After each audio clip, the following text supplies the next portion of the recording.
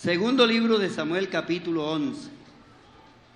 Aconteció al año siguiente, en el tiempo que salen los reyes a la guerra, que David envió a Joab y con él a sus siervos y a todo Israel, y destruyeron a los amonitas y sitiaron a Rabá, pero David se quedó en Jerusalén. Y sucedió un día al caer la tarde, que se levantó David de su lecho y se paseaba sobre el terrado de la casa real, y vio desde el terrado a una mujer que se estaba bañando, la cual era muy hermosa. Envió David a preguntar por aquella mujer, y le dijeron: aquella es Betsabé, hija de Eliam, mujer de Urías Eteo. Y envió David mensajero y la tomó, y vino a él, y él durmió con ella.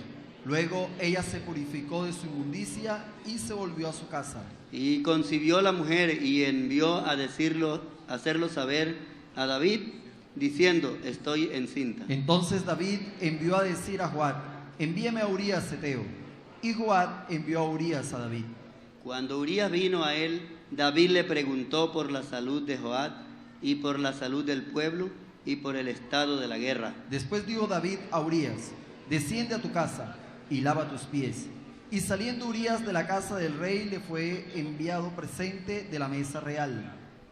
Mas Urías durmió a la puerta de la casa del rey con todos los siervos de su señor, y no descendió a su casa. E hicieron saber esto a David diciendo: Urías no ha descendido a su casa. Y dijo David a Urías: ¿no has venido de camino? ¿Por qué pues no descendéis a tu casa? Y Urías respondió a David: el arca de Israel y Judá están bajo tiendas, y mi señor Joab y los siervos de mi señor en el campo. Y había yo de entrar en mi casa para comer y beber y dormir con mi mujer, por vida tuya y por vida de tu alma, que yo no haré tal cosa. Y David dijo a Urías: quédate aquí aún hoy, y mañana te despacharé. Y se quedó Urías en Jerusalén aquel día y el siguiente. Y David lo convidó a comer y a beber con él hasta embriagarlo. Y él salió a la tarde a dormir en su cama con los siervos de su señor, mas no descendió a su casa. Venida la mañana, escribió David a Joab una carta, la cual envió por mano de Urías. Y escribió en la carta diciendo: poned a Urías al frente en lo más recio de la batalla, y retiraos de él, para que sea herido y muera. Así fue que cuando Joab sitió la ciudad, puso a Urías en el lugar donde sabía que estaban los hombres más valientes. Y salido luego los de la ciudad, pelearon contra Joab, y cayeron algunos del ejército de los siervos de David, y murió también Urías Eteo. Entonces envió Joab e hizo saber a David todos los asuntos de la guerra. Y mandó al mensajero diciendo: cuando acabes de contar al rey todos los asuntos de la guerra, si el rey comenzara a enojarse y te dijere: ¿por qué os acercasteis demasiado a la ciudad para combatir? ¿No sabéis lo que suelen arrojar desde el muro? ¿quién hirió a Abimelech, hijo de Jerobaal? ¿No echó una mujer del muro un pedazo de una rueda de molino y murió en Tebes?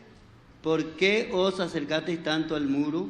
Entonces tú le dirás: también tu siervo Urías Eteo es muerto. Fue el mensajero, y llegando contó David todo aquello a que Joab le había enviado.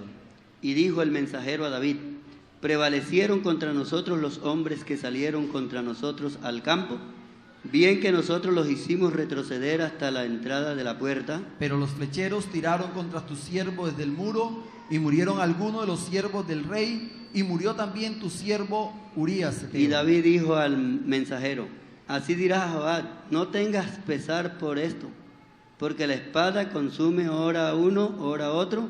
Refuerza tu ataque contra la ciudad hasta que la rindas, y tú aliéntate. Mujer de Urías, que su marido Urías era muerto, hizo duelo por su marido. Y pasado el luto, envió David y la trajo a su casa, y fue ella su mujer, y le dio a luz un hijo. Mas esto que David había hecho fue desagradable ante los ojos de Jehová. Amén. Tengan la bondad y se sientan, hermanos. El Señor les bendiga, hermanos. Amén. Hemos leído un pasaje yo diría muy interesante, sobre el caso que le ocurrió a David. David era un hombre muy humilde, sencillo, temeroso de Dios, pero en algún momento como este se le fueron las luces, como ya miramos en este pasaje, y espero que lo estén analizando para continuar y tenerlo como base en la enseñanza de esta mañana, que la he titulado Las malas ocupaciones. Las malas ocupaciones. Amén. Del ocio a veces salen esas cosas. Dice la Biblia que, como ya lo miramos, que aconteció el año siguiente, en el tiempo que salen los reyes a la guerra, que David envió a Joab, el general, y con él a sus siervos y a todo Israel, y destruyeron a los amonitas y sitiaron a Rabá. Pero David se quedó en el palacio. Amén. Estando en el palacio, sucedió un día, al caer la tarde, que se levantó David de su lecho y se paseaba por el terrado de la casa real, y vio desde el terrado a una mujer que se estaba bañando, la cual era muy hermosa. Envió David a preguntar por aquella mujer, y le dijeron: aquella es Betsabé, hija de Elián, mujer de Urías Eteo. Y envió David mensajero, y la tomó, y vino a él, y él durmió con ella, con la esposa ajena. Luego ella se purificó de su inmundicia y se volvió a su casa. Entonces la mujer envió a hacerlo saber a David, diciendo: estoy encinta o embarazada. Bueno, el pasaje es un pasaje muy interesante y diciente. Las cosas que están escritas, a veces no todas son muy agradables, pero están escritas para enseñarnos a nosotros, para que nosotros nos demos cuenta y no nos ocurra de la misma manera. Amén. Entonces, hablando de estas malas ocupaciones, creo que tomé como ejemplo este pasaje, porque David, que debía estar en la guerra, estaba en el palacio, diría yo, vagando por allí, y le ocurrió aquel caso que lo asaltó, lo traicionó y cayó tan bajo donde no debía caer. Y cuando él vio que ya todo esto había sucedido, entonces, ¿qué dijo? Mando a traer el esposo de esta mujer que está en la guerra para que venga acá, duerma con ella y simulamos que el embarazo es de su esposo. Mire las artimañas, las estrategias que usó. Ese esposo, Urías, era un hombre muy íntegro, muy santo, muy temeroso de Dios, y vino de la guerra al llamado del rey. Y era tan leal al reino y a la guerra que él esa noche no quiso ir a dormir a su casa. Y el rey estaba interesado en que él fuera a dormir a su casa con su mujer. Le dijeron que él no había estado esa noche en su casa, entonces lo mandó a llamar de nuevo. Y ese día se quedó con él ahí, bebieron, comieron, pasaron toda la tarde en una fiesta. Y en la noche ya estaba ebrio, lo mandó que durmiera en su casa y él tampoco quiso ir a su casa. Se quedó durmiendo en la, ¿cómo llaman donde duermen los soldados? ¿Barracas es que llaman? ¿No es barraca? ¿Quién militar hay por aquí? Creo que llaman barracas donde duermen los soldados, ¿verdad? Los alojamientos de los soldados, ¿sí? Barracas, ¿verdad? Ese hombre, en vez de irse para su casa a dormir con su esposa, se quedó con los soldados en los alojamientos militares la segunda noche. Viendo el rey que no era posible simular, hacer ir a ese hombre a estar con su esposa, entonces lo llamó y le hizo una carta al general que estaba en la guerra, y diciéndole: cuando llegue esta carta a ti, haz esto y esto.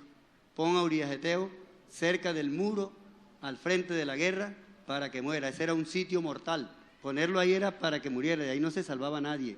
El que iba a pelear abajo de la muralla, del muro, sabía que ese no se salvaba. Y así lo hicieron. Después de Dios y de David, nadie sabía lo que estaba pasando. Pero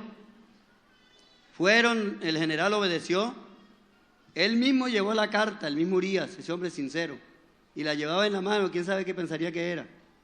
Llevaba la sentencia de muerte de él mismo. El general allá cumplió la orden, lo puso al frente de la batalla cerca del muro para que muriera, y murió.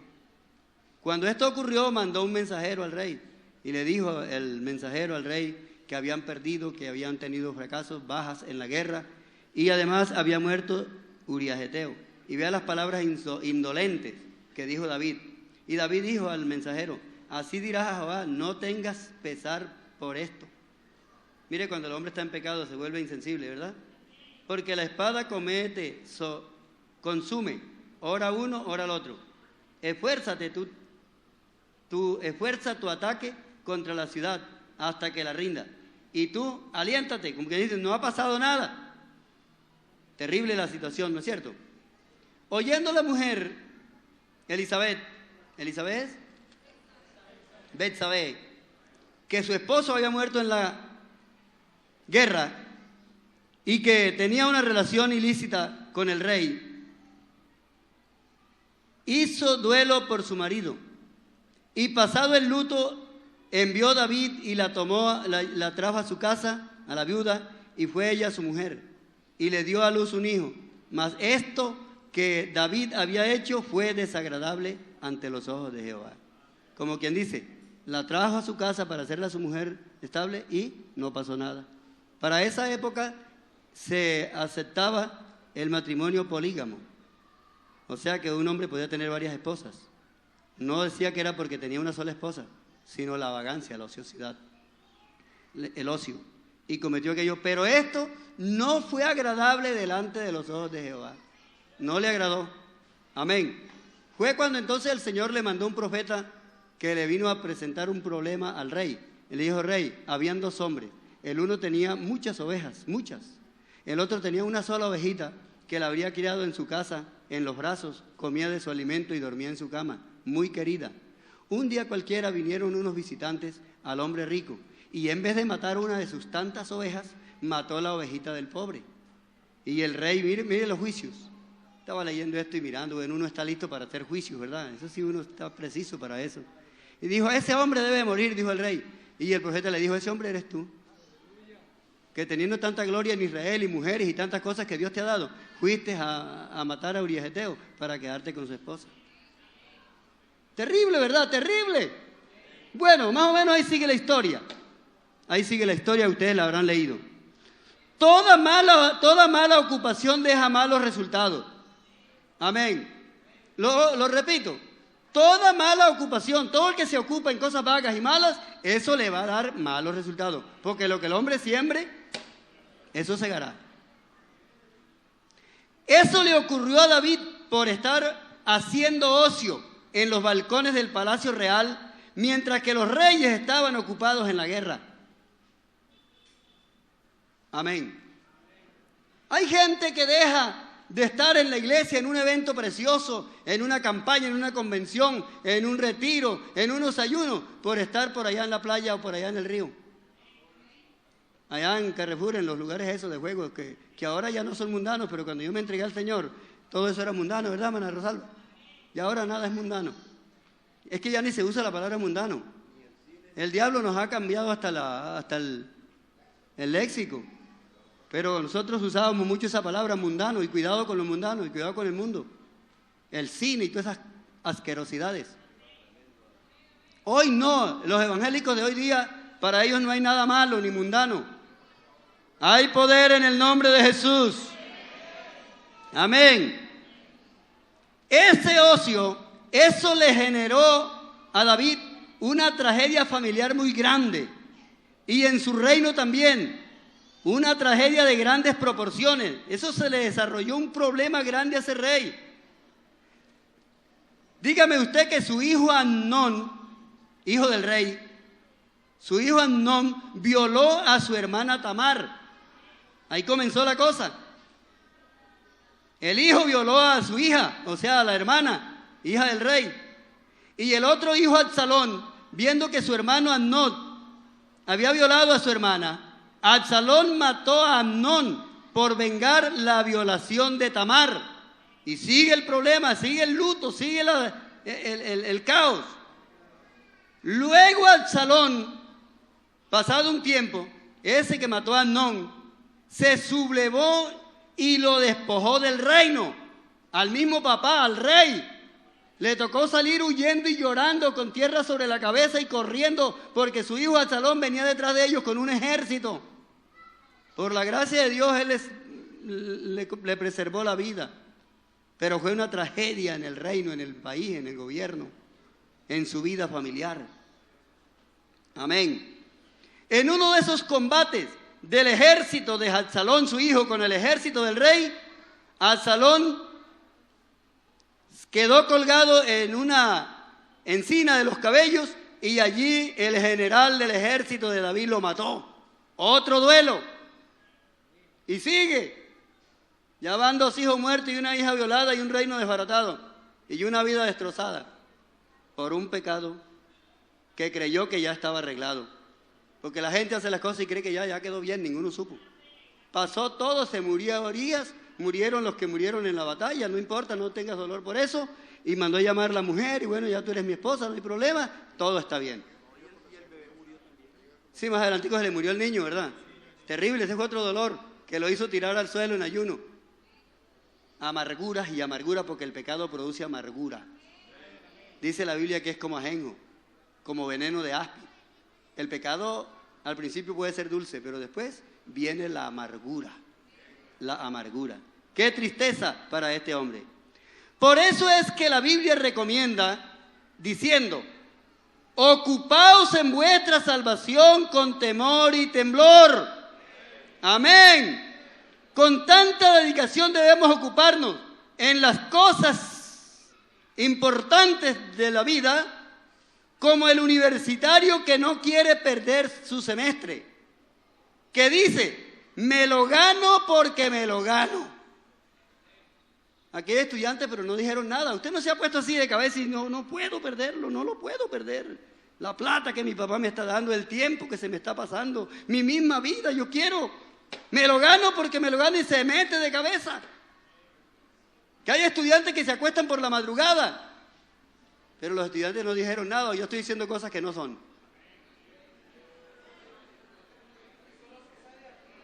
Aquí no, ¿verdad? Entonces por allá en otras partes, entonces. Dice el hermano que es que aquí no sucede eso. Eso por allá en otra parte. Aquí la gente no se afana. Aquí la gente no tiene afán de nada. Pero si ellos no tienen afán, nosotros sí tenemos de afán. Y nos dedicamos, porque este reino lo conquistamos porque lo conquistamos. Esto no es para perderlo. Esta batalla no es para perderla. Esta batalla es para ganarla. Dice el Señor entonces: ocupaos en vuestra salvación. Ocupaos. Todas las profesiones y las artes exigen tiempo y dedicación. Y ahí está el éxito del estudiante. Porque el estudiante flojo no gana nada. ¿Qué se gana? Los rechazos, las vergüenzas, malas notas. Y hasta que lo expulsen. Y me parece, no sé si estoy equivocado, profesor, que los estudiantes flojos son hasta maleducados, se comportan mal a veces. Se comportan mal, ¿verdad? Porque para tapar esas faltas se ponen agresivos. Porque la agresividad es la... ¿Cómo es que dice? Es la defensa del... Sí. Hombre, se me olvidó cómo es que dicen la palabra. Entonces, para tapar la falta, usa la agresividad y se porta mal. Y el flojo no gana nada bueno. Un líder juvenil escribió esto. Pónganle cuidado. Decía así: un cristiano con posibilidades de liderazgo, oigan bien, es con usted.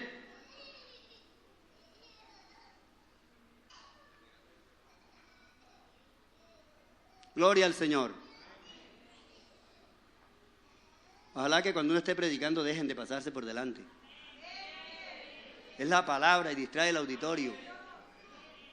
Cuando se está enseñando uno debe estar quieto. Si alguna necesidad urgente toca salir, con mucha discreción, porque es la palabra.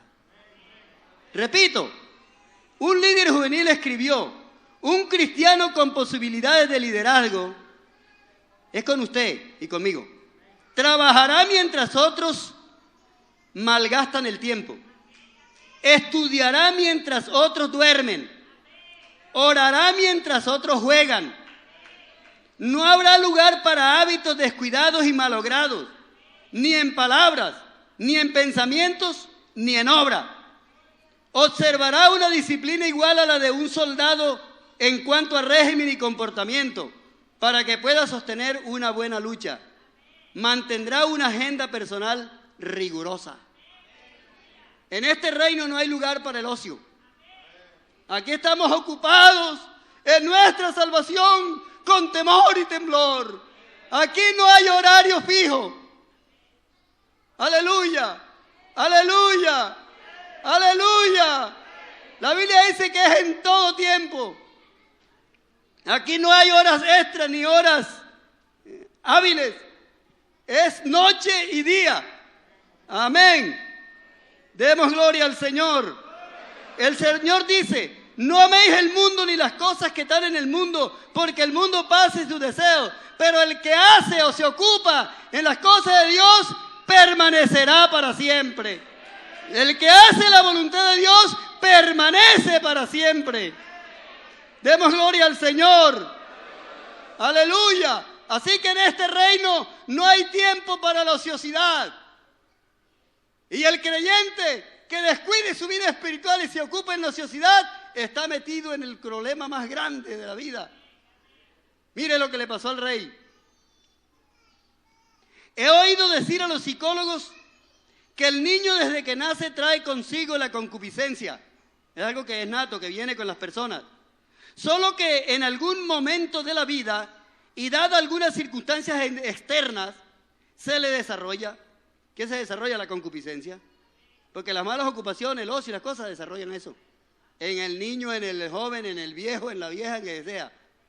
Se pueden andar viendo cosas y haciendo cosas que no convienen y eso desarrolla la concupiscencia que está ahí. Lo que falta es que la activen. Apenas pise el dispositivo que lo activa, va.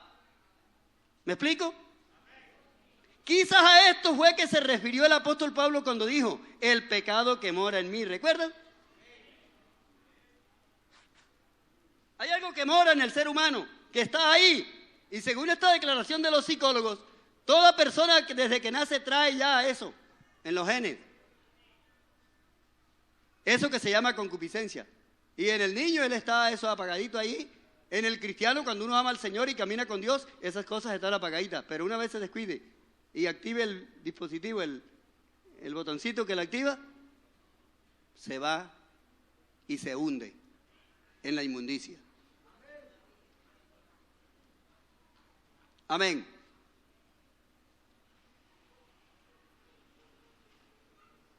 Romanos 7.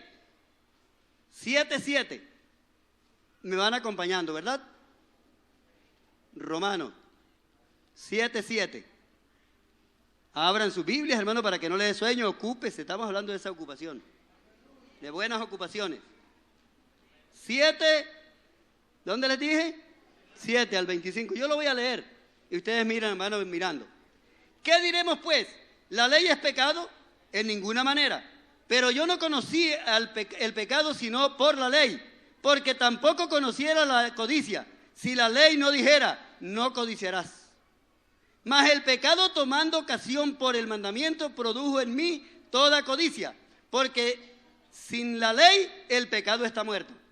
Y yo sin la ley vivía en un tiempo, pero venido el mandamiento y el pecado revivió y yo morí. Y hallé que el mismo mandamiento que era para vida y a mí me resultó para muerte. Porque el pecado, tomando ocasión por el mandamiento, me engañó y por él me mató. De manera que la ley a la verdad es santa y el mandamiento santo, justo y bueno. Luego lo que es bueno vino a ser muerte para mí en ninguna manera, sino que el pecado, para mostrarse pecado, vamos, produjo en mí muerte, en mí la muerte, y por medio de lo que es bueno, a fin de que por el mandamiento el pecado llegase a ser sobremanera pecaminoso. Sigo. Porque sabemos que la ley es espiritual, mas yo soy carnal, vendido al pecado. Mire lo que él está diciendo. ¿Lo están viendo? Vendido al pecado. Porque lo que hago no lo entiendo, pues no hago lo que quiero, sino lo que aborrezco, eso hago.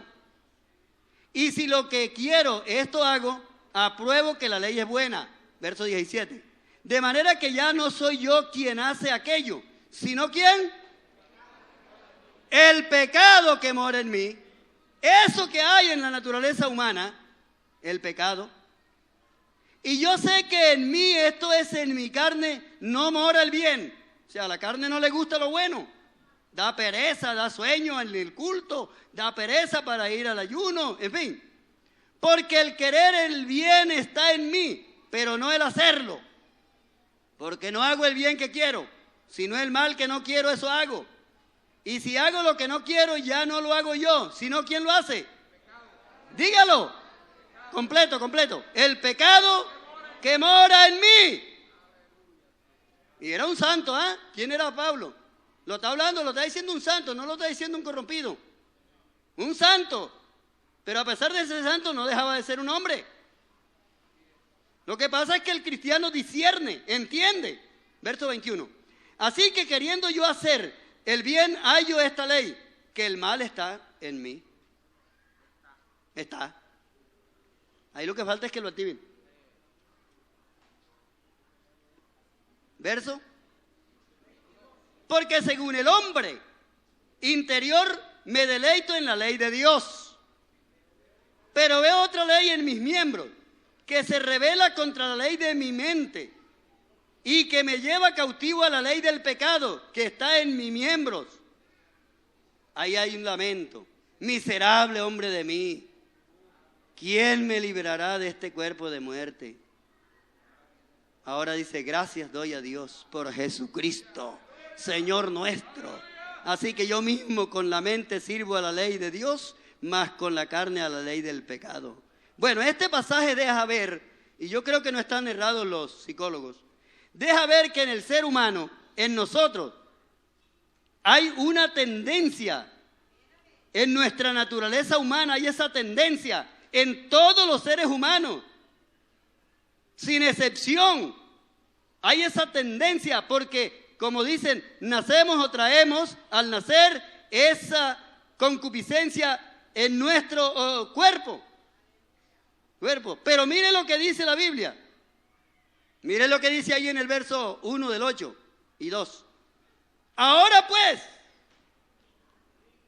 ninguna condenación hay para que los que están en Cristo Jesús, los que andan conforme, los que no andan conforme a la carne, sino, digan hermano, digan, sino conforme al Espíritu. Y dice el 2, porque la ley del Espíritu de vida en Cristo Jesús me ha libertado de la ley del pecado y de la muerte. Demos gloria a Dios. Demos gloria a Dios. Me ha libertado. Entonces la ley, hay una ley material, natural, y tenemos nosotros esa desventaja, yo diría esa falencia en la carne, en el cuerpo, de que todos somos susceptibles a eso, a esa tendencia de la carne. Pero la ley del Espíritu de vida en Cristo Jesús, digan gloria a Dios, nos ha libertado de la ley del pecado y de la muerte. Existe la ley del pecado terrible. El que no conoce a Dios es un esclavo, es una ley que lo tiene esclavo, tiene que fumar, tiene que beber, tiene que fornicar, tiene que bailar, tiene que pelear, tiene que robar, tiene que hacer todo eso porque su amo lo tiene debajo, cautivo. Pero esa es la obra del Espíritu.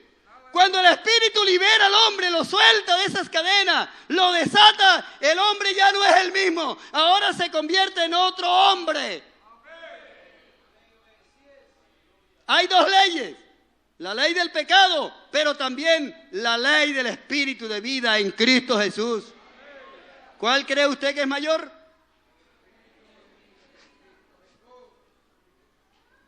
Yo no estoy aquí para resaltar la ley del pecado.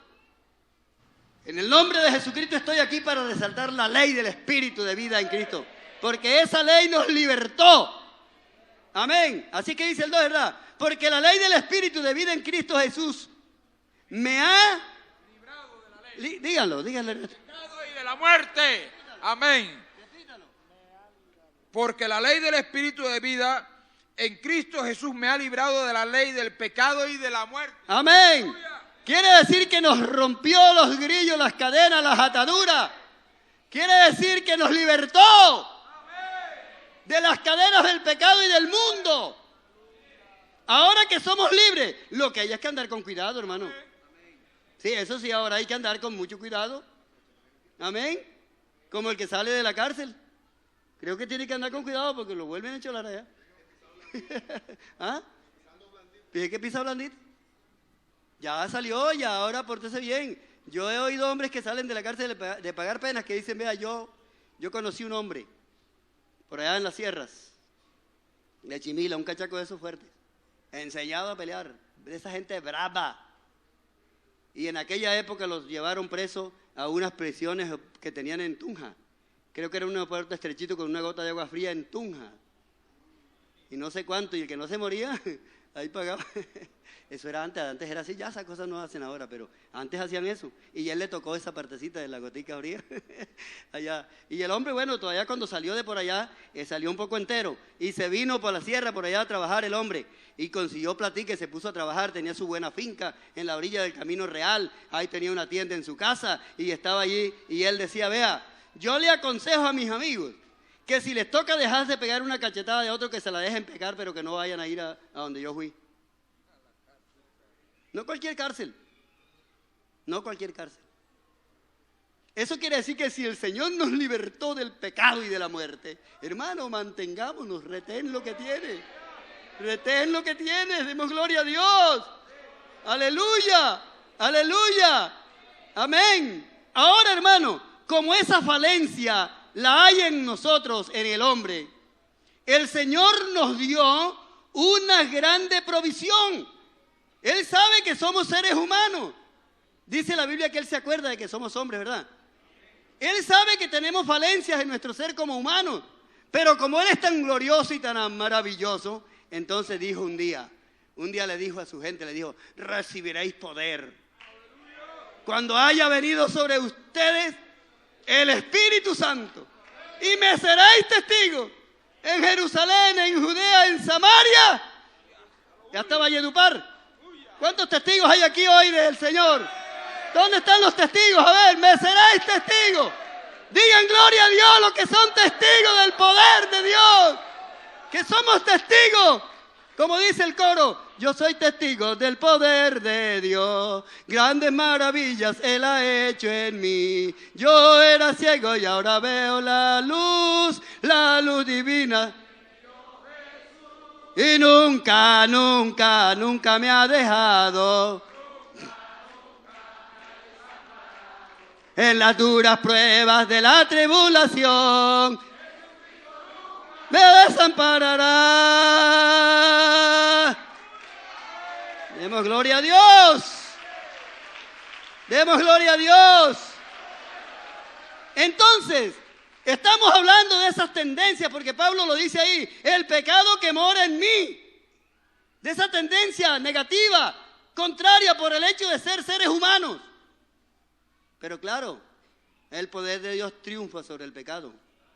Y no es que el cristiano en la iglesia vive reprimiendo los deseos o las pasiones. Eso no es así. Porque eso sería peligroso. Es una persona que esté retenida ahí, reteniendo y represado con deseos no cumplidos. Eso sería una bomba de tiempo. En efecto, yo he visto personas que han estado en la iglesia un poco de tiempo, pero ahí como aguantando, como reprimidos el pecado. Y cuando se han descarriado, hermanos, esos son un diablo completo. Mujeres por todas partes dejan la mujer. Yo he visto esos desastres. Claro, esas personas no estaban libertados por el Espíritu. Porque el hombre libertado por el Espíritu no es que anda deseoso de hacer cosas y no lo dejan. Es que el hombre libertado por el Espíritu aborrece el mundo. Sencillamente así. A ver, porque sería muy feo que yo esté reprimido aquí. El día que se explota es como una represa. Y yo he visto gente así que el día que se revientan, se van de la iglesia, hermano, son unos demonios que no se igualan ni a los que están allá. Yo los he visto. Es más, he visto gente diciendo, ahora sí estoy gozando la vida. Yo los he oído después que se van. Ahí yo era oprimido, ahí y verdad es, hermano, estaba oprimido, estaba amarrado. Ese hombre estaba ahí, era pobrecito, ¿verdad? Mejor que se vaya y suelte la perra, como dice el vulgar. Pobrecito. Pero a mí no me tienen amarrado aquí, yo no estoy reprimiendo deseos aquí. La ley del Espíritu de vida en Cristo Jesús nos ha liberado de la ley del pecado y de la muerte. Aquí en esta mañana hay hombres y mujeres libres. ¿Dónde están? Hombres y mujeres libres. No amarrados, no reprimidos. Porque eso es lo que hace el Espíritu Santo, liberta. Rompe las cadenas, pudre los yugos. Aleluya, y el yugo podrido se rompe y cae. Amén. Amén. Demos gloria a Dios. No es que estamos reprimidos, sino que Él nos libertó de las cadenas, de la ley del pecado. Ahora, hermano, yo he creído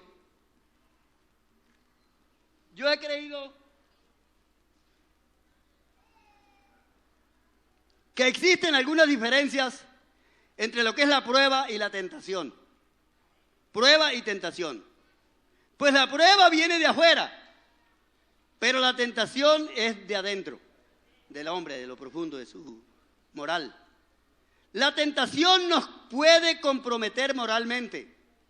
La tentación nos pone a un paso de pecar. La tentación ya es un estado riesgoso, irresistible.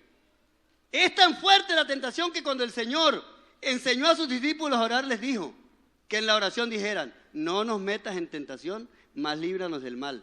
Porque el que cae en la tentación, pocas veces se salva. De la tentación no todos salen. La tentación es un estado irresistible. La prueba es diferente. No sé si estarán de acuerdo, pero vamos a ver hasta dónde nos podemos poner de acuerdo. Gloria al Señor. Gloria al Señor. Gloria al Señor. Yo discrepo entre una cosa y la otra. Un patrón quiso probar a su empleada dejando caer un rollo de billetes por donde ella pasaba haciendo el aseo. Ella los encontró y los tomó y sin sentir nada malo se los entregó de nuevo a su dueño. La pregunta es, ¿hubo tentación en ella o no? Pero sí la probaron. Prueba sí. El patrón la probó, a ver quién era la clase de sirvienta de empleada que tenía. De seguro que si se hubiera robado la plata, lo hubiera echado. ¿Sí o no? Ella pasó bien la prueba. No sintió tentación. Salió victoriosa de la prueba. Venció. Dios puso a prueba a José cuando permitió que la mujer de Potifar lo asediara cada día. Así dice la Biblia. Ella decía todos los días: duerme conmigo. Pero José no cayó en la tentación porque José estaba bien ubicado en Dios. Tuvo el coraje de rechazarla. Es que poderoso es Dios para guardarnos sin caída. Digan gloria a Dios. Vamos a leerlo, hermano. Génesis, lean allá. 39. Vinimos a eso, ¿verdad? Génesis 39:1. Voy a leer el pasaje. Ustedes lo van mirando lo que le pasó a este muchacho.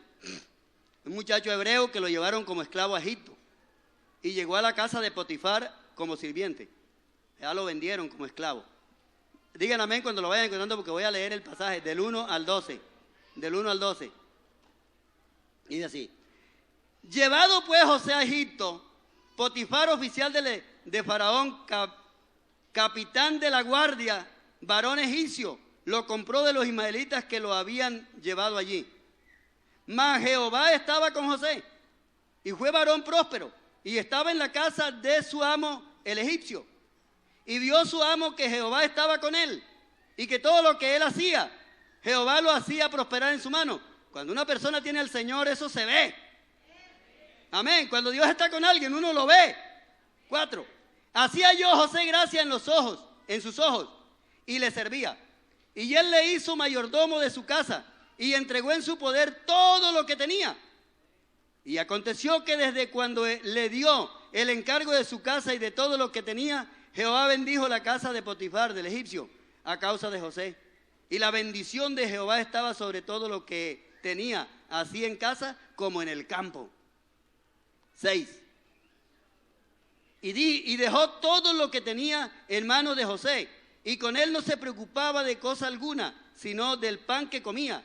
Y era José de hermoso semblante y bella presencia. Era un joven hebreo, temeroso de Dios.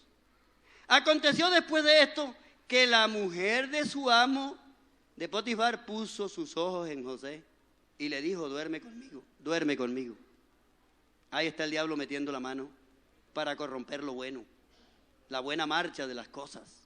Ojo, hermanos queridos, y estemos vigilantes. Que el Señor nos ayude, porque el diablo siempre quiere meter la mano en las cosas. Pero óigame, con temor de Dios digamos hoy, hay poder en el nombre de Jesús. Otra vez digámoslo, hermano, hay poder. Él estará buscando cómo meter la mano para dañar tu hogar, para dañar tus hijos, para hacer pecar, para corromper, para dañar las cosas, porque ese es el oficio de él. Pero hay una iglesia aquí que vuelve y dice, hay poder en el nombre. Amén. Aconteció después de esto que la mujer de su amo, de Potifar, puso sus ojos en José y dijo, duerme conmigo. Y él no quiso. Y dijo a la mujer de su amo, he aquí que mi señor no se preocupa conmigo de lo que hay en casa, y ha puesto en mi mano todo lo que tiene. No hay otro mayor que yo en esta casa, y ninguna cosa me ha reservado sino a ti que eres la esposa, a ti nada más. Por cuanto tú eres su mujer, su esposa. ¿Cómo pues haría yo este grande mal y pecaría contra Dios? Este es un hombre que reflexiona, un hombre entendido, temeroso de Dios. No es un hombre que está reprimiendo pasiones, deseos y que en un momento importuno los desvacia. No, Señor, es un hombre que respeta a Dios y las cosas que valen la pena. Lo repetimos, no hay otro mayor que yo en esta casa, y ninguna cosa me ha reservado sino a ti por cuanto eres su esposa.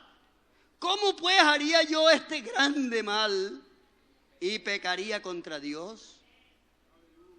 Otro hubiera dicho, aquí nadie nos ve, porque dice la Biblia que un día que no había nadie en casa y la mujer estaba sola, y entró él a hacer sus oficios, así sí ahí. Un hombre carnal diría, pero echa ojo para lado y lado. No, nadie nos está viendo. Pero todos los santos saben que hay un ojo que nos está viendo. Donde quiera vamos. En la ciudad, en el campo, en la carretera, en el mercado, en el supermercado, hay un ojo que nos está viendo. Porque yo creo que el Señor nos sigue las pisadas. Amén, amén, amén, amén. Gloria a Dios.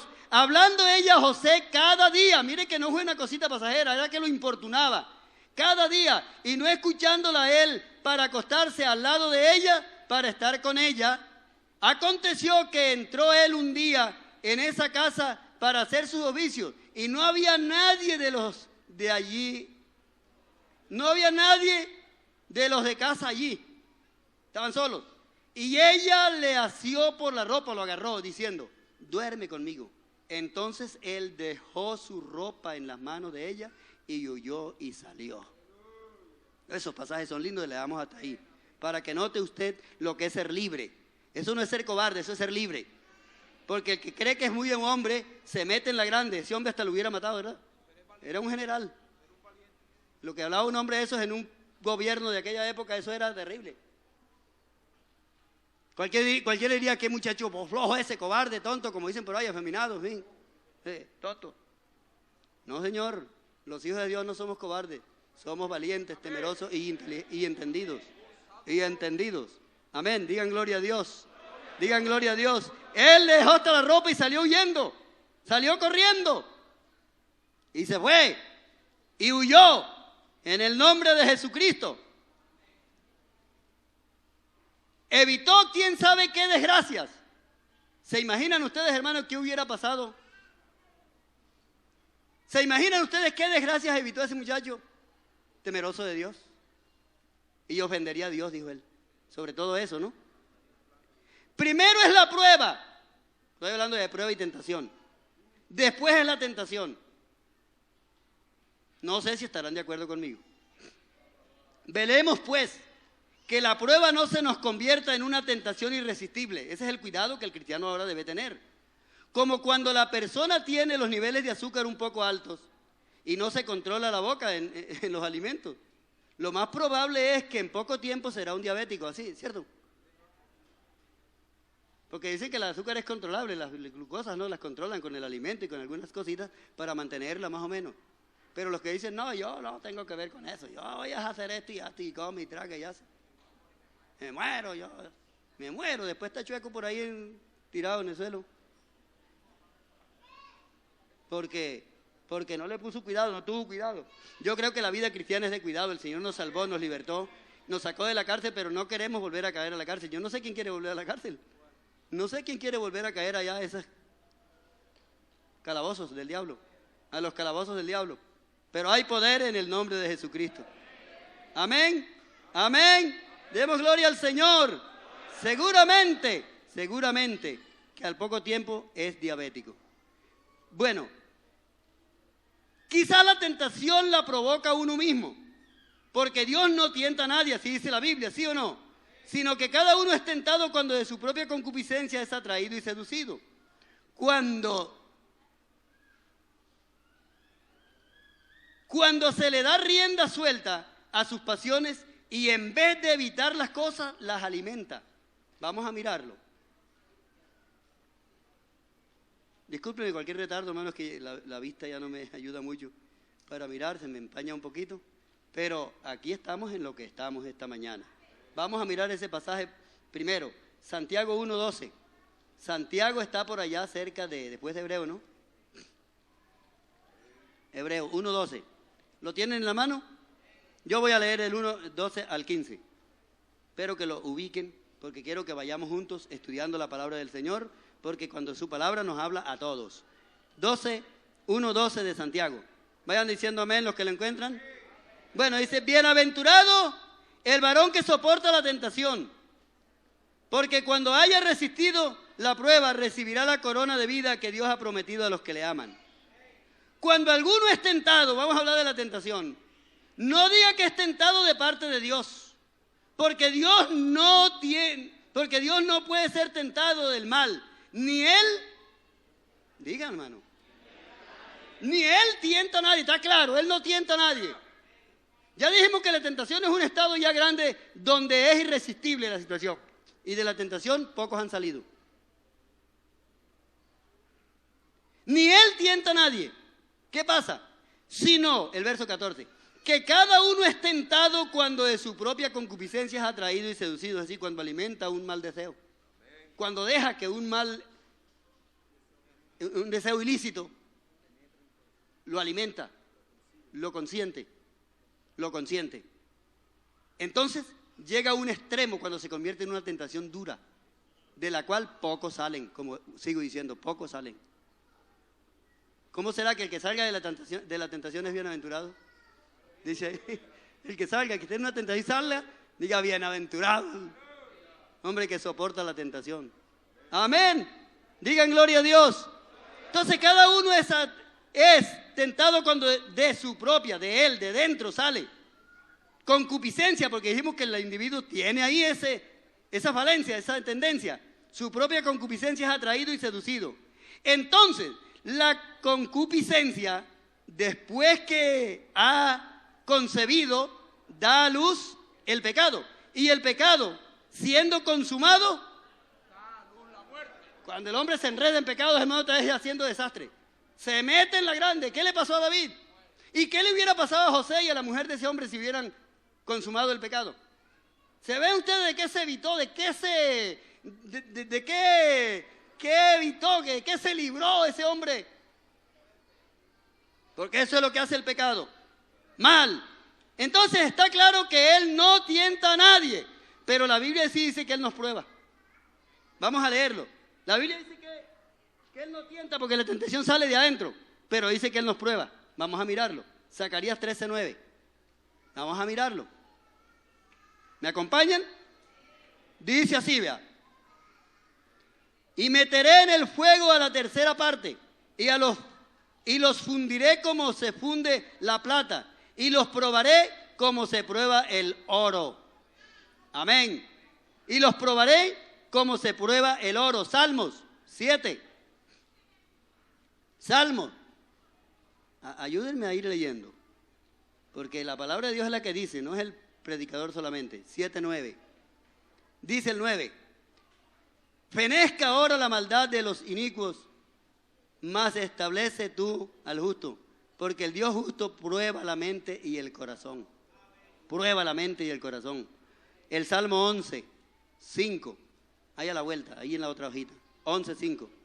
Jehová prueba al justo, pero al malo y al que ama la violencia, su alma los aborrece. Jeremías 9, 7. Vamos a Jeremías, el profeta. Jeremías 9, 7. Vayan moviendo su Biblia o anotando el que tenga en qué anotar. Dice, por tanto, así ha dicho Jehová de los ejércitos. He aquí que yo los refinaré y los probaré, porque ¿qué más he de hacer para la hija de mi pueblo? Los refinaré y los probaré. Ahí mismo en el 20:12, Jeremías 20:12. Ya vamos a salir de estas citas, pero las quise leer para que comprobemos. Oh Jehová de los ejércitos, que pruebas a los justos, que ves los pensamientos y el corazón, vea yo tu venganza de ellos, porque a ti he encontrado, porque a ti he encomendado mi causa. Oh Jehová de los ejércitos, que pruebas al justo. Está establecido entonces que Dios prueba, pero también dice la Biblia que Él no tienta a nadie. Entonces no es lo mismo probar que tentar. La prueba es la cascarita. La tentación es la caída. Si le tiran la cascarita y se cae, mordió. Como el anzuelo, la carnadita, mordió. Cuando el pez muerde. Pero si le tiran la cascarita y usted se va por otro lado, se libra. En el nombre de Jesucristo de Nazaret. Digan gloria a Dios. Entonces repito. Primero es la prueba, después la tentación. Velemos pues que la prueba no se nos convierta en una tentación irresistible, como cuando la persona tiene los niveles de glucosa un poco altos y no se cuida. Lo más probable es que en poco tiempo será un diabético inútil, ¿verdad? Si usted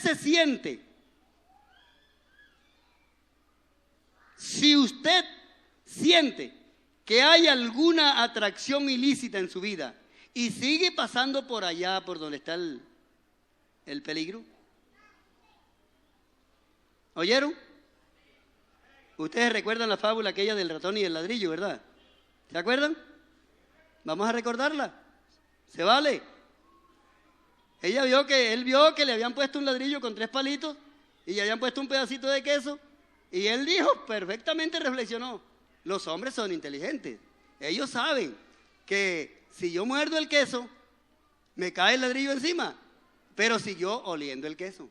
Si él razonando hubiera sido inteligente, yo me voy por aquí donde no me huela esto. A donde no llegue el olor del queso, me voy.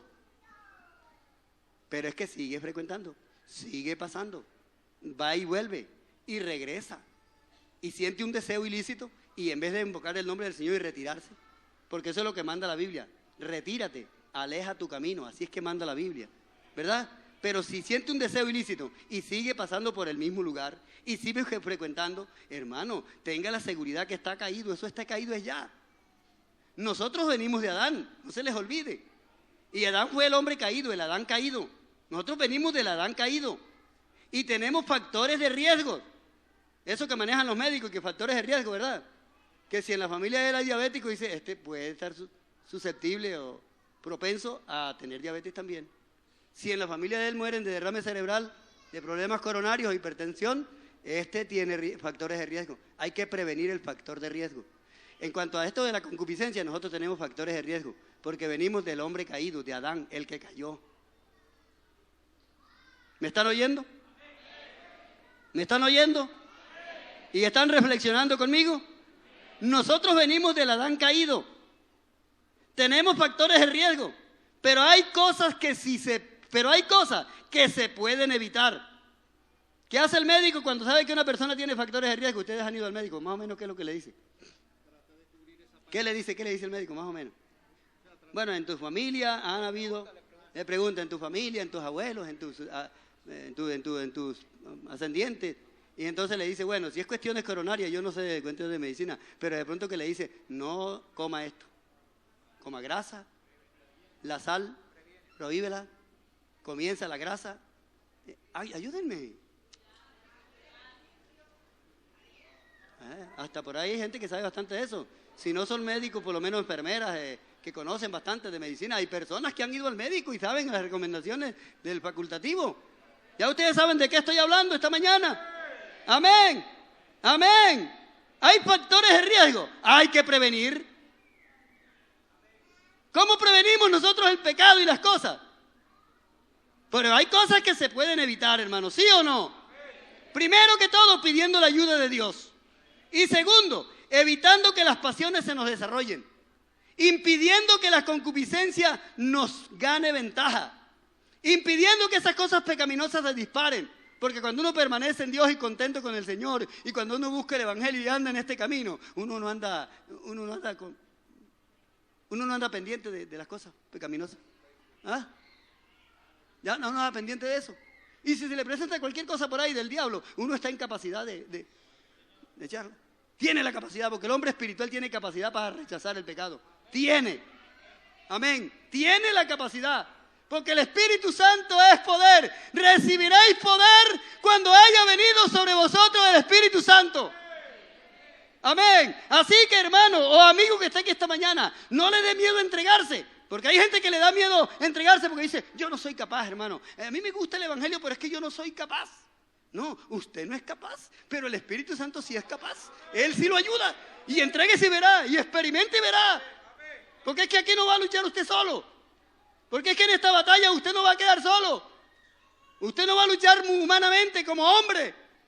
Si usted se entrega al Señor, tiene un recurso grande.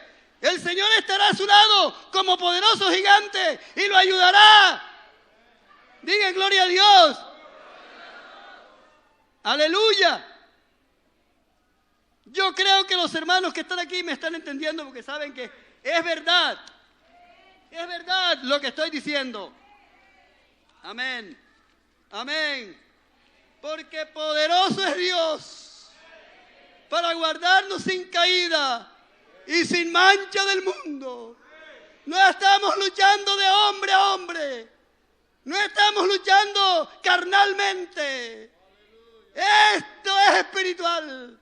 Las armas de nuestra milicia no son carnales, sino que son poderosas en Dios para la destrucción de fortaleza.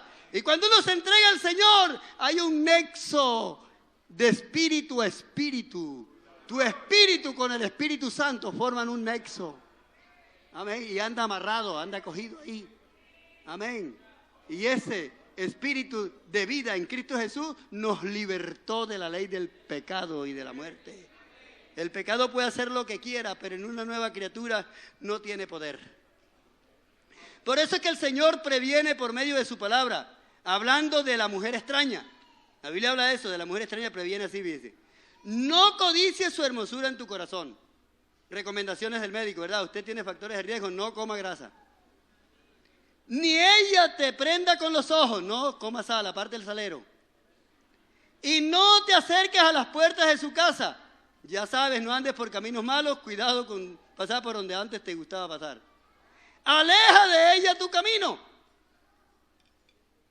Hermano, me estoy haciendo entender, hermano. Yo estoy predicando aquí, no sé si ustedes estarán. Yo cuando estaba haciendo este bosquejo, mi oración es que esto le sirva a alguien. Predicar no es por predicar, es que este consejo le sirva a alguien. Amén. Proverbios 6:25, vamos a mirarlo. ¿Me acompañan? Proverbios 6:25. Digan amén, los que lo tengan. Dice así, vea. No codicias, hablando de la mujer extraña, 6:24. Habla de la mujer extraña. De la blandura de la lengua de la mujer extraña. No codicies su hermosura en tu corazón, ni ella te prenda con sus ojos. Porque a causa de la mujer ramera, el hombre es reducido a un bocado de pan, y la mujer caza la preciosa alma del varón. Amén. Amén. Hemos visto grandes personajes de la vida nacional o internacional, de la política internacional, enredados en problemas grandes por no tener ese cuidado. Y ellos son mundanos, no importa tanto. Pero los cristianos tenemos otra situación porque nosotros tenemos a Dios. Amén. Proverbios 5:8. 5:8. 5:8. ¿Lo vieron? Mire, dice, aleja, ahora hijo mío, oídme y no os apartéis de las razones de mi boca. Aleja de ella tu camino y no te acerques a las puertas de su casa. Ese es el consejo. El Señor previene por su palabra, hablando de la mujer extraña. No codicies su hermosura en tu corazón. Primera recomendación. Segunda, ni ella te prenda con sus ojos. Segunda, y no te acerques a las puertas de su casa. Tercera, aleja de ella tu camino. Cuarto, son consejos sabios que el que los oye se libra de grandes problemas, aún en la vida material. Porque los proverbios de Salomón son consejos. Y cuando yo predico y estoy pidiéndole al Señor anoche y esta madrugada, Señor, que esto que yo voy a predicar le sirva a alguien, liberte a alguien, ayude a alguien que de pronto esté pasando por algún conflicto, por algún momento indeseable. Señor, que un consejo del predicador ayude a alguien. Vea, un mensaje a tiempo puede salvarle hasta la vida a alguien. Ha habido gente que ha estado para quitarse la vida y han ido al culto por última vez y el mensaje de Dios le ha salvado su vida. Un consejo a tiempo vale. Proverbios 1. Dice los proverbios de Salomón, hijo de David, rey de Israel. Para entender sabiduría y doctrina, para conocer razones prudentes, ser prudente, para recibir el consejo de prudencia, justicia, juicio y equidad, para dar sagacidad a los simples y a los jóvenes, oigan jovencitos, inteligencia y cordura. Oirá el sabio y aumentará el saber, y el insensato, el simple, el que no entiende nada, adquirirá consejo para entender proverbios y declaraciones, palabras de sabios y sus dichos profundos. La palabra de Dios tiene consejos profundos, dichos profundos, que penetran hasta el alma, que llegan al corazón, que hacen que el hombre cambie su camino. Demos gloria a Dios. Estos son consejos, proverbios que transforman vidas. Léanse el libro de Proverbios bastante, léanlo. Toda la Biblia es linda. Pero hablando del tema de hoy, léanse a Proverbios. Porque son consejos sabios. Digan gloria a Dios. Aleluya. Para dar sagacidad a los simples y a los jóvenes inteligencia y cordura. Justicia, juicio y equidad. Gloria a Dios. David provocó la tentación al quedarse de la guerra, en malas ocupaciones, divagando por los balcones del palacio. Él pudo haber evitado eso, pero no lo hizo. ¿Pudo o no? Porque dice que en el tiempo que los reyes salen a la guerra, los demás se fueron y él se quedó en la casa de vagancia. ¿Estuvo viendo esta tarde? Aquí anotan que estuvo viendo esta tarde. Ese día no fue a la campaña. Se quedó viendo televisión. Claro que la televisión era diferente. Y lo embromó la televisión.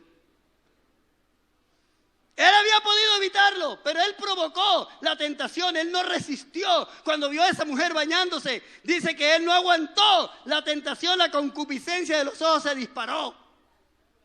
Se le disparó la concupiscencia y no tuvo que ver con el reino. No se acordó de nada, ni de Dios. Hizo sus patrañas. Vio y buscó estrategias, yo diría sagacidades, trucos, triquiñuelas, para ver cómo allanaba todo aquello. Y por último se quedó con la mujer de Urías y punto, todo está bien. Todo quedó bien. Pero al rato vino el profeta enviado de Dios. Al rato le apareció la factura, Aleluya.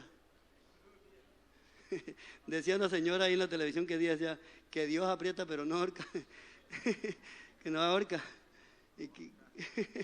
Bueno, estos dichos son dichos, ¿no? Pero oiga, David quedó bien convencido de que todo lo había arreglado.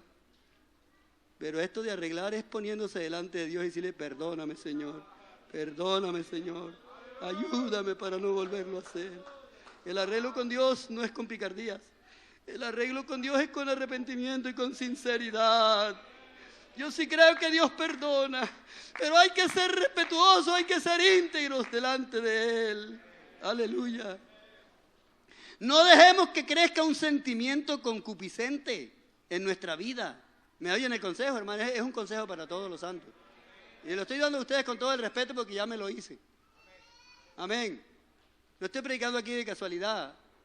Me hice, eso le digo al Señor que nos ayude. Y ahora ese consejo lo transmito a ustedes. No dejes, hombres y mujeres, jóvenes y jovencitas, niños, lo que sea. No dejes que crezca un sentimiento concupiscente en tu vida, alimentando un pensamiento carnal hasta tal punto que ya no se pueda resistir. O sea, evitar la tentación. Y esa situación irresistible es lo que se llama tentación. Cuando se vuelve algo irresistible, se llama tentación. ¿Y la tentación se puede evitar? ¿Sí o no? ¿Sí o no? Antes de llegar a ese extremo, antes de llegar allá, invoquemos el nombre del Señor y ese deseo ilícito al suelo mismo. El espíritu de vida en Cristo nos ha libertado de la ley del pecado y de la muerte. Hermano y hermana, tú que vives o trabajas en sitios donde el enemigo te asedia cada día, casas de inconversos, empresas donde el pecado está a la orden del día, en la empresa donde tú vives, donde tú trabajas, eso está ahí a la orden del día. No dejes que el diablo te bombardee la mente. Eso es peligroso, porque hay saetas, hay demonios cautivantes. ¿Me oyen? Pero tú tienes a Dios que te guarda sin caída. Demos gloria a Dios. ¡Ojo! Que hay demonios al otro lado de la línea donde tú estás chateando con fulanito. No dijeron nada. Ese personaje inmundo allá, esa mujer impura, inmunda, ese tipo drogadito que está del otro lado de la línea, tiene demonios que se transmiten, que te pueden bombardear. Hay gente que salen afectados de ahí. Salen afectados. ¿Sí o no? Salen afectados, hermano. Señoras, amas de casa, las he oído, que empezaron a chatear con fulanito, con un supuesto amigo. Y ese comenzó a darle, a bombardearle. Dele, y dele.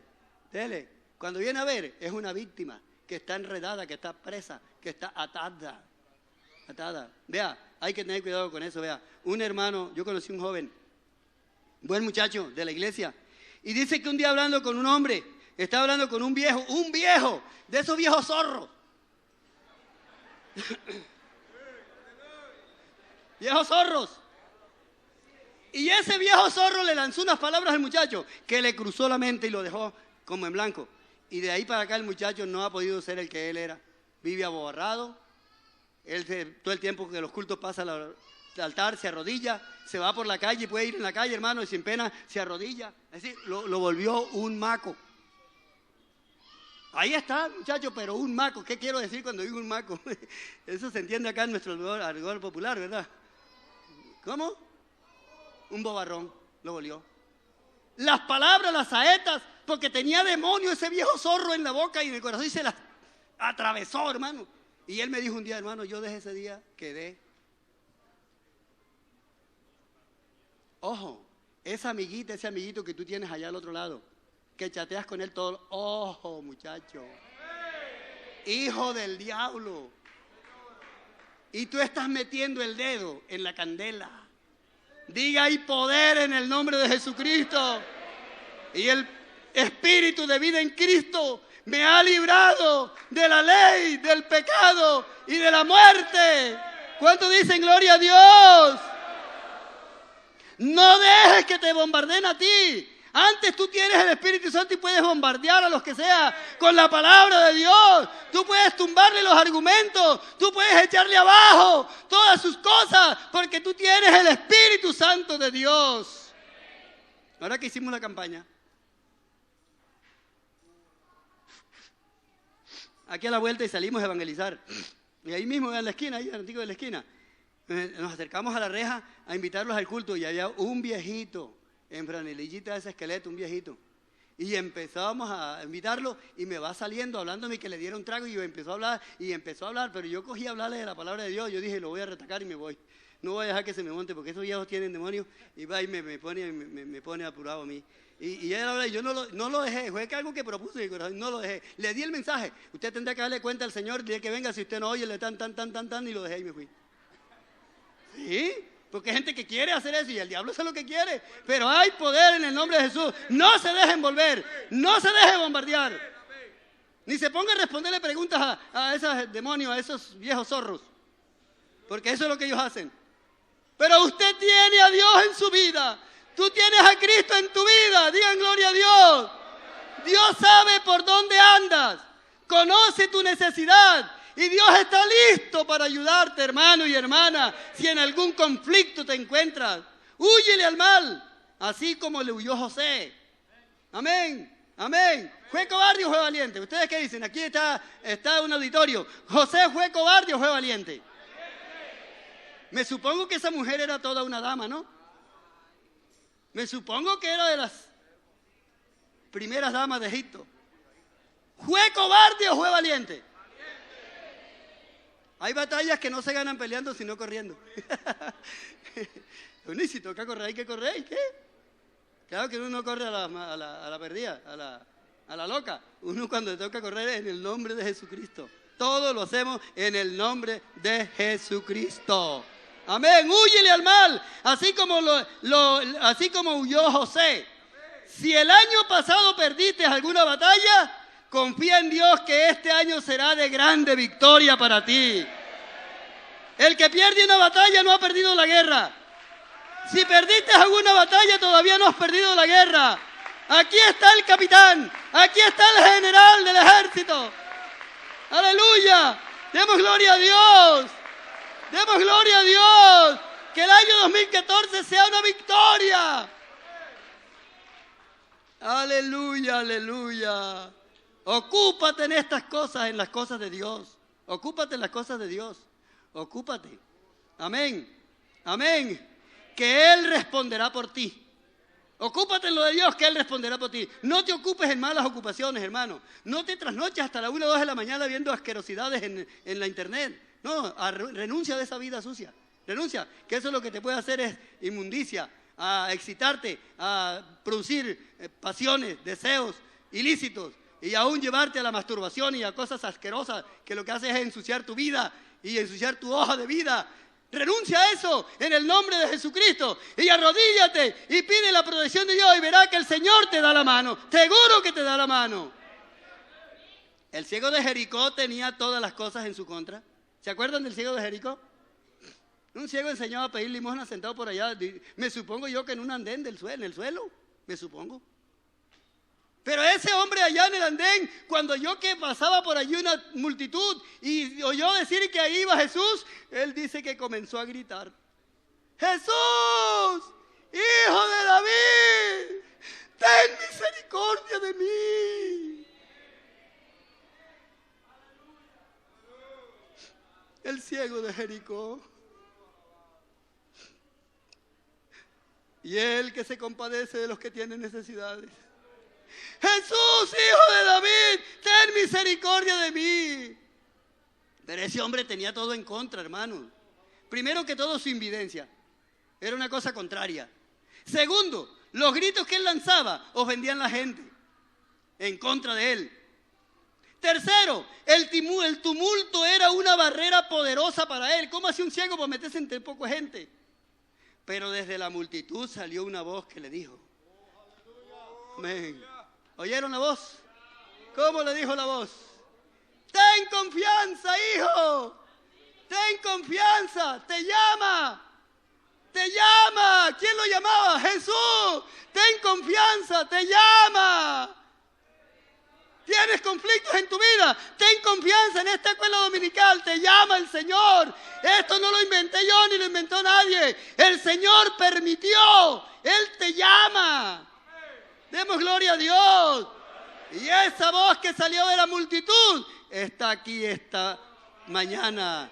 Y el mismo que llamó al ciego de Jericó está aquí y te llama. Y te llama. Y te llama. Demos gloria a Dios. Te llama. Esta mañana aquí esa voz poderosa que es su palabra. Libera. Liberta. Hay tantas acechanzas en esta vida, en este mundo, por el camino por donde usted anda, tantos tropiezos y tantas cosas. Hay piedras de tropiezo por todas partes, pero el Señor va a tu lado como poderoso gigante. Dice el profeta, mas Jehová estaba conmigo como poderoso gigante. Él está esta mañana a tu lado como poderoso gigante. Yo quisiera en esta mañana invitarle que se agarre de la mano del gigante, agarre de la mano. ¿Me acompañan?